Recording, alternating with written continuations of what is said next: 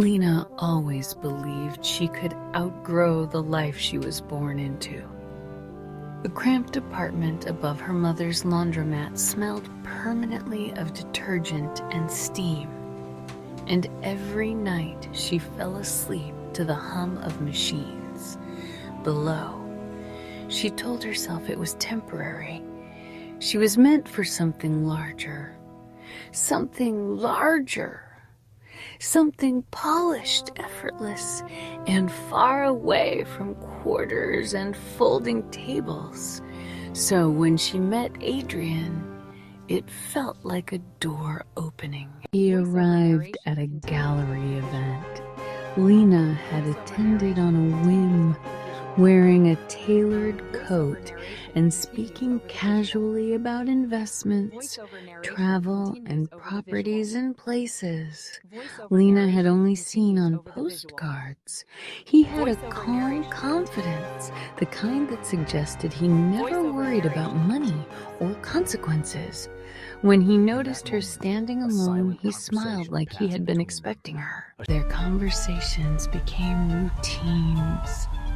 Dinners at upscale restaurants, long drives in a sleek car he said he leased just for the season, and stories about business deals that always seemed just vague enough to sound impressive.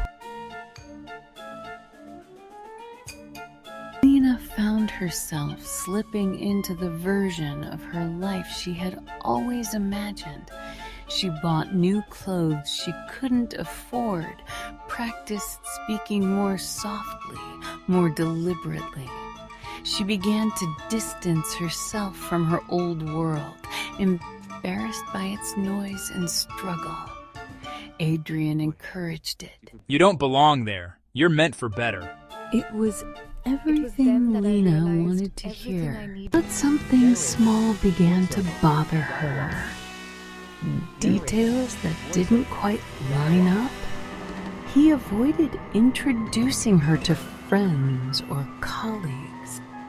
His phone calls were always taken outside. Once, when she asked about visiting one of his properties, he laughed it off, saying it was under renovation indefinitely. Still, she ignored it, because the alternative felt like falling. The truth came quietly, not dramatically. One afternoon, Lena decided to surprise him. He had mentioned working late at his office, so she brought coffee and pastries to the address he had given her weeks ago. But when she arrived, the building directory didn't list his name.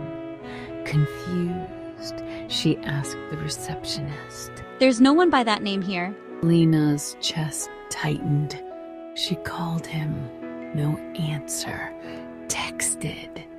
Nothing. She stood there longer than she should have, hoping for some explanation to materialize. It didn't. Later that evening, Adrian finally called back. His tone was different, strained. I was going to tell you. Tell me what? Lena's voice was steadier than she felt. That things aren't exactly how I made them seem. The car wasn't his. It was borrowed from a friend who worked at a rental company. The dinners were paid with credit cards he was drowning in debt over. The investments were nothing more than articles